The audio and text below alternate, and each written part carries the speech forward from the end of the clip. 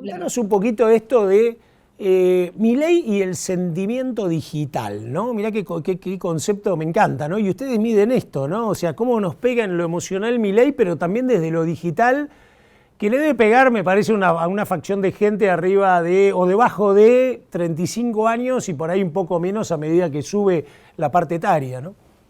Bueno, ahí arranco a desmitificar el primero de los puntos.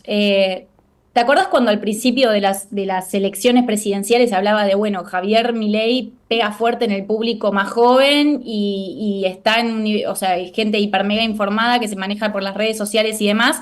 Bueno, ahí lo que vemos como el principal punto es Javier Milei es intergeneracional y se maneja por todas las redes sociales, sus noticias permean en todas las redes sociales y llega a gente de diferentes públicos en diferentes puntos del país.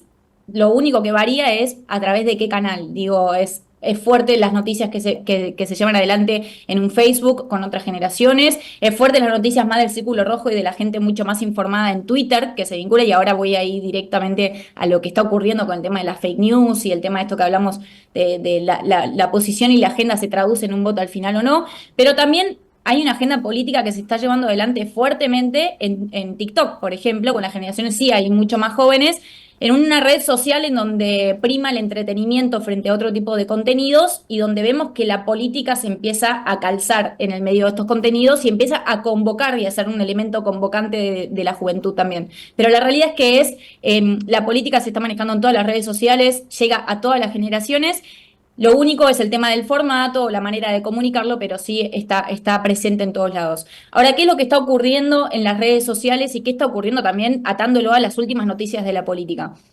Las redes, como vimos ya en las últimas presidenciales, empezaron a dominar lo que es el territorio digital y a empezar a reemplazar lo que es el territorio per se, ¿no? Lo que se vive como, o lo que se decía históricamente como las campañas más territoriales. ¿Qué es lo que ocurre? En una presidencial vimos, por ejemplo, cómo Javier Milei llegó con todo su aparato digital hacia los diferentes puntos del país y a pesar de no haber pisado físicamente ciertos territorios, terminó dominando por lo menos lo que era el voto nacional.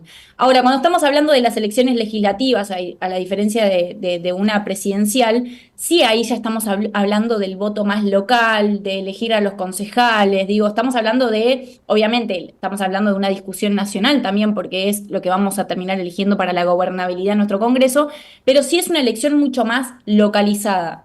Entonces, ¿qué es lo que estamos viendo en el terreno digital? Y cómo eso fue virando incluso la manera de hacer elecciones y la manera de hacer política en este caso, es que estamos evidenciando por primera vez unas elecciones legislativas, por un lado, con un peso político muy fuerte, lo marcó la Ciudad Autónoma de Buenos Aires, digo, los nombres propios que estaban en las listas eran casi como una carrera presidencial, se podía decir.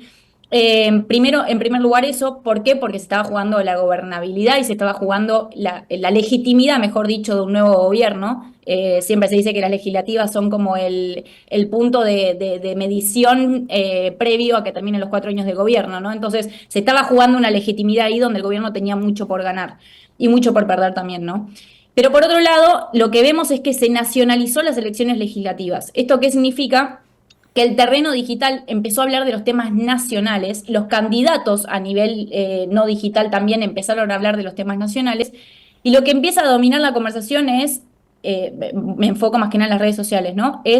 No importa quién sea el candidato local o no importa tanto cuál es el elemento más de propuesta per se que impacta directamente al vecino, sino si estoy alineado a la libertad avanza o no, si soy kirchnerista o antikirchnerista o no, y qué es lo que está ocurriendo con el peronismo y si me alío o me encuentro con los valores cercanos a ellos o no. Entonces, estamos viviendo la redefinición de la manera en la cual se conciben las elecciones legislativas. Las redes sociales nacionalizaron toda esa discusión, se volvió una gran encuesta intermedia también de validación o de legitimización del gobierno.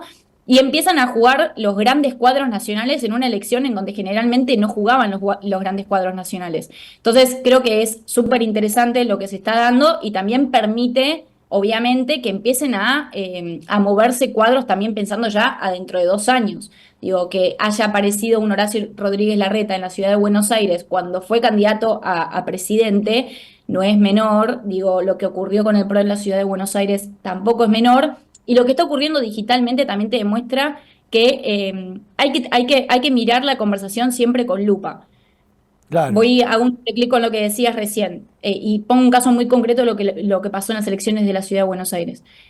Fue viral un contenido que después los rumores decían, bueno, fue armado por la gente de la Libertad Avanza o no fue armado por la gente de la Libertad Avanza. Viral un contenido de Mauricio diciendo que se bajaba la lista del PRO en la Ciudad de Buenos Aires.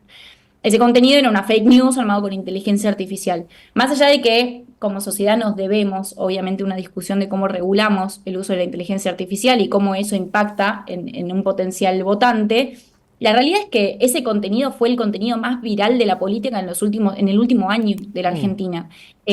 Fue palo a palo con el caso Libra. ¿Y por qué lo pongo arriba de la mesa? Porque lo que uno tiende a pensar es, bueno, la gente que más o menos se maneja en las redes sociales identificó que es una fake news, a lo sumo se rió un poco y siguió su vida. Pero ese contenido, lo peligroso que tuvo, es que salió de las redes sociales y le llegó a cualquier persona que tal vez no se maneja tanto por ahí y Claro. dice, che, se bajó la lista. ¿Están diciendo que esto va a ser real o no? Entonces, existe un impacto fuerte que lo que vimos es que tal vez no se termina traduciendo en un voto real, pero sí en una imagen que tiene la sociedad sobre cómo la política se maneja. ¿Qué es lo que está pasando a nivel social? La comunidad digital lo que está evidenciando es que la política se está manejando de manera sucia entre sí. Digo, y esa es la imagen hoy que se está transmitiendo. Si te gustó este video, podés ver la nota completa metiéndote en agrositio.com. No te olvides, mucha más información para vos.